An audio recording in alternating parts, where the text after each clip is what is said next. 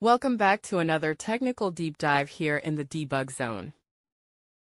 Today, we're tackling a big question and breaking it down with insights from other users.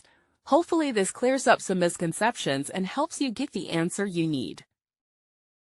So buckle up, stay a little curious, and let's jump right in.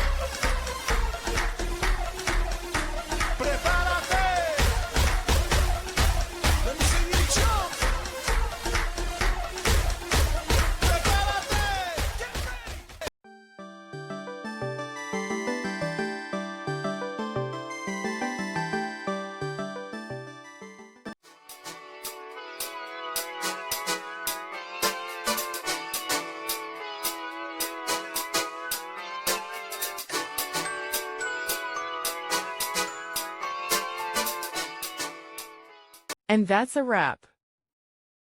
I hope you found the answer you were looking for. If you did, take a second to hit that subscribe button. It really helps out. And let me know in the comments which solution worked best for you. See you next time in the debug zone.